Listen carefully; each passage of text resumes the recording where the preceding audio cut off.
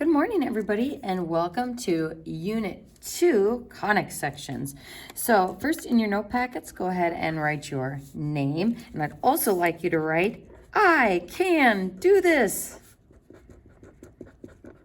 And I really like Unit 2, first because it's totally different from Unit 1. So these are two chapters that do not build on each other. In this chapter, we're going to get a bit more into graphing and sort of the interesting algebra that goes into the equations of conic sections. So first, what is a conic section? A conic section, that word conic comes from cone. Conic sections are formed by a cross-section of a right circular cone.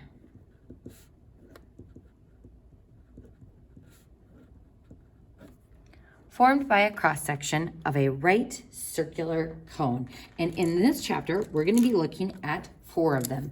The first being a parabola. So if I take a cross-section of a cone at a slant like this, we form a parabola. Now this one you're probably most familiar with from Algebra 2 because it looks like a U-shaped graph. And hopefully you remember that that bottom point is called the vertex. Now, our next conic section is a circle. So if I take a cross section going straight across the cone, we form a circle. And from trig, you probably remember some of the key features of a circle, like the radius, r. And a circle also has a center, that very middle point where all the radiuses or radii stem from. The next cross section is an ellipse. And an ellipse is kind of like a squash circle or an oval.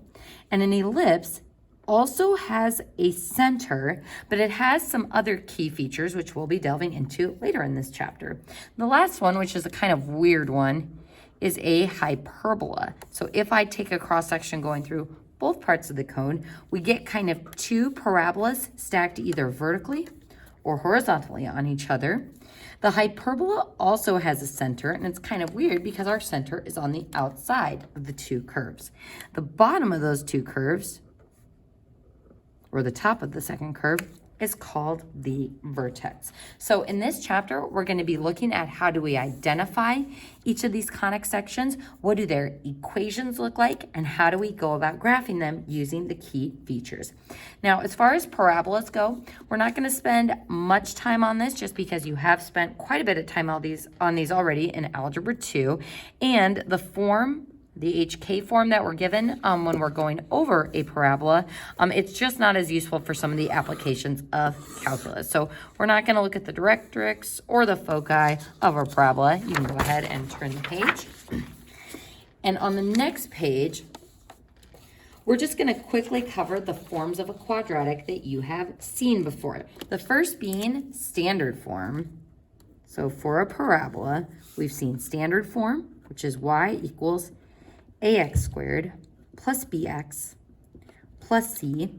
And then you may remember in Algebra 2 with completing the square, the other form of a quadratic called vertex form. And I remember from teaching Algebra 2, completing the square was kind of like your least favorite thing from term 1. So we're going to spend some time with completing the square. It's actually going to be probably one of the favorite things that you do in Precalc, at least in my opinion. So folks, looking at these 2 equations, we can pull out the a value from both of them, so that's something that they have in common. The other thing they have in common is that the x variable is squared. So this x is squared, and if I were to FOIL the x minus h expression, that would give me x squared as well. So these are the 2 forms, that we are used to seeing for parabolas. There is another form, which is kind of the conic form of a parabola, that looks like this. And it's called the standard equation versus standard form. Now, what I want you to notice about this setup is we've got that p value, and again, that's related to the foci and the directrix, which you don't have to worry about. All I really want you to realize is that similarly, in this form, we have x squared. But in this form to the right, when we have a sideways parabola, our y variable is squared. So that's a little bit different and something you haven't seen before. So we've got our standard form, we've got vertex form, and then we've got this standard equation, which you don't need to know. So the only thing that I want you to take away from this page is that for parabolas, only one variable is squared. In our previous math classes, it was always the x that was squared, but what we're gonna see with sideways parabolas is that the y can be squared as well. So that will help us later when we start identifying conics based on different forms. So we're not gonna worry about any of these problems below. You can go ahead and skip all those. So all you need to know about parabolas is that only one variable is squared. So we're gonna go ahead and turn the page. And this is where we start getting into circles, the first of our conic sections that we'll really be taking a look at closely. So in a circle, both variables are squared. In a circle, both variables are squared. The other important thing about a circle, which will again come into play later once we start looking at all of the equations at once, is that there are no coefficients in front of the parentheses. So both variables are squared, no coefficients in front of the parentheses. So let's go ahead and look at our standard equation of a circle.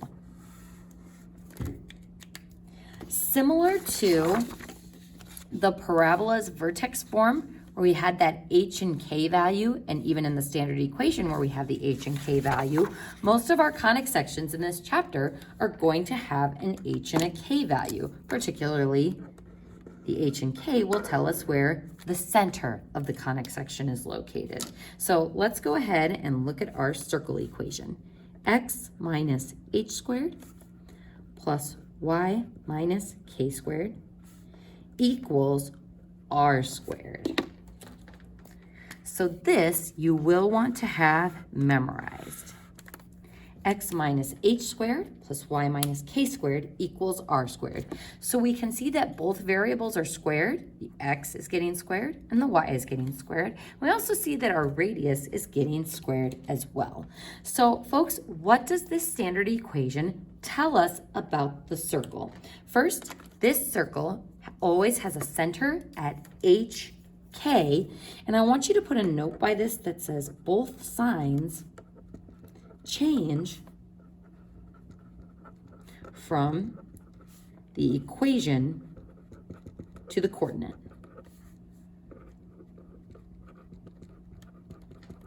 So it's minus h and minus k in the equation, but when I pull it out as a coordinate, it is positive h and positive k. So that will start to make more sense once we delve into an actual problem.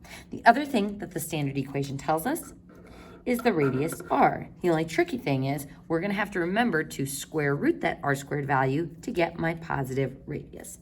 So folks, we're gonna go ahead and jump straight into this first example. So how do I know that this is a circle? Well, comparing it to a parabola where only one of our variables is getting squared, both my y and my x are getting squared. So at this point, that is the only way we can identify this as a circle. So we're gonna start by finding the coordinate of the center. So my h and my k values specifically go with those variables. H stands for horizontal, it goes with x. K, I don't know why they use the variable k, but k is vertical and it goes with y. So if I look at my h value, it's -1 in the equation, and it's +1 as my h value.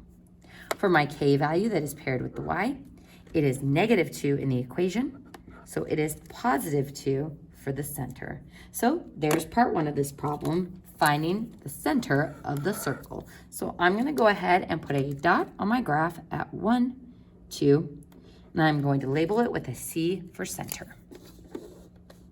So something to be careful about on both MyMathLab and the written homework is your variable order. So careful of your variable order. The h value is always paired with the x parenthetical stuff. There's where the 1 comes from. And the k is always paired with the y parenthetical stuff. And we switch both signs to pull them out and find the coordinates of our center. Now, for the radius, our radius comes from the equals value. But why is my radius not 7? Well, because 7 is equal to the radius squared. So, I'm going to go ahead and circle this. So this is equal to r squared. So if r squared equals 7, how do I solve for r? Square root. And r equals, now normally when we square root, we put in a plus or minus 7, but it doesn't make sense to have a minus sign on the context of this problem because our radius is a distance and it is always positive. So my radius is just straight up radical 7. Radical 7 is another way of saying square root of 7. And for our graphing purposes, I'm going to tell you that the square root of 7 is roughly 2.6. So if I asked you to draw the circle that has this center and a radius of 2.6, the easiest way to use that radius is to go up from the center 2 and a bit over halfway, down from the center 2 and a bit over halfway, to the right 2 and a bit over halfway, to the left 2 and a bit over halfway. And best we can, we're going to try to touch on each of those points, forming our circle. Am I going to be super picky with how well you can draw a circle free-handed? No, but do make sure it's rounded and do make sure that it is in the correct position on the grid. So congratulations, you have now graphed your first conic section. So in addition to looking at key features from the equation and using them to graph, we can also look at the key features and use them to write the equation of the conic section. So in this section, we're going to be writing the equation of a circle that has a center of 3, -7. And then we're given a point on the circle, 1, 0. Now, this 1, 0 coordinate is just some xy that works in our equation. So anything that's along that line of our circle would be true when we plug it in for x and y in that equation. So each of those points that I have plotted exactly, those are all going to work as xy in that equation. So we know the center, we know some point.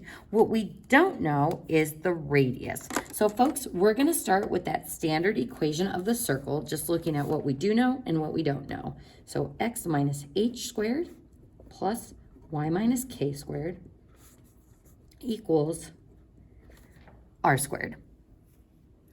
All right, so what do we need to find? H, k, and r. And what do we know already? Well, we know that the center gives us our h and k value, but remember, when we put those from the coordinate back into the equation, both signs are going to change. So from equation to coordinate and from a coordinate back to equation, those signs will change. So what this means is that when I put these values into the equation, if it's +3 in the coordinate, it's going to be -3 when I put it into the standard equation. Same with the k value. If it's -7 in the coordinate, it will be +7 in the equation. Don't forget your squares on those circle equations. All right, so what we still have to find is our radius. So what we need to do is, using this xy coordinate, we are going to plug those in for x and y so that I have all numeric values on the left side of my equation, which then will allow me to solve for r squared. So let's go ahead and put 1 in for x and 0 in for y. So I'm just straight up using substitution here, plugging in those values. So 1 minus 3 squared plus 0 plus 7 squared equals r squared. So -2 squared is 4. 7 squared is 49. And that equals r squared. So 53 equals r squared. Now, do I need to square root here? We would if we wanted to find out what r is, but since I'm just writing the equation, where the equation just has r squared, we can just leave it as 53. So to write my full-on standard equation, we would have x minus 3 squared. So using my h value, and then my k value, y plus 7 squared, and then equals 53, because that is what r squared is equal to. And that would be the equation of my circle. And again, folks, little detail-wise, do make sure that you include those superscripts of 2 above those parentheses. So, folks, the next example is exactly the same as the one we just did. So I invite you to pause the video, try this one on your own, and then unpause the video so you can check yourself and watch me work through it. So go ahead and pause. There's my center, 5, 0. There is another point on the circle, just some xy coordinate. So starting with my standard equation, we'll have x minus h squared plus y minus k squared equals r squared. So don't forget your squares on all of those items. So what do we know? That center is 5, 0. That's going to give me my h and my k values. So if it is a positive 5 in the coordinate, it's going to be a negative 5 in the equation. And if it is positive 0 in the equation, it's going to be in the coordinate, it's going to be negative 0 in the equation. Negative 0 is the same as positive 0, so it doesn't really matter. We've got r squared. Now, putting in this coordinate for the x and y value will allow me to solve for that r squared. So negative 1 in for the x, negative 3 in for the y. So negative 6 squared is 36. And negative 3 squared is 9, and that equals r squared. So 45 equals r squared. So that gives me the last piece of information I need to write the equation of the line, the equation of the circle. So x minus 5 squared plus y minus 0 squared equals my r squared, which is 45. Now, can I simplify this expression? We actually can, because we don't have to have that y minus 0 there. Y minus 0 is just y. So the best way of writing this equation simplified is as such. And that is our equation of the circle in standard equation form. Now, one thing I just want to sidebar about on this problem, let's say I wanted you to graph this and we wanted to find out what r is equal to. So if r squared is equal to 45, square root, then r is equal to radical 45. What is not super great about saying that this is my radius? Well, that radical isn't simplified. So are there any perfect square factors we can take out of 45? Yes, we can take out a 9. That's a perfect square. And then 5 is the non-perfect square factor. So 9 times 5 is 45. 9 is the perfect square factor. And the square root of 9 is 3. So 3 radical 5 would be my simplified way of expressing that radius. So simplifying square roots is going to be a large part of this unit. So we will continue to practice that on the next pages. And folks, that is circles all in a nutshell. Great work.